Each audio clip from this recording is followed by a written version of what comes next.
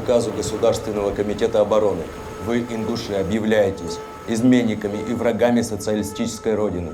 И все без исключения будете выселены отсюда навсегда. Сказал, хорош! Фашист, фашист! Зря что ли вас Сталин сюда сослал? А разве когда мы с тобой в ссылке были, мы думали, что мы увидим Кавказ? Для нас Кавказ был мечтой. Во-первых, я как коммунист по уставу имею право обращаться в вышестоящие органы партии. И во-вторых, действительно считаю, есть препятствия по формированию рабочего класса чеченского и ингушских народов.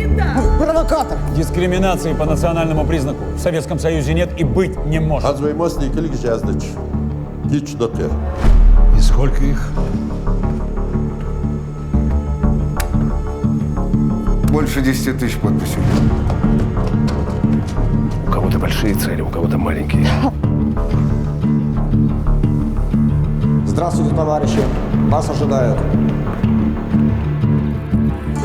Все ведь стремятся наверх.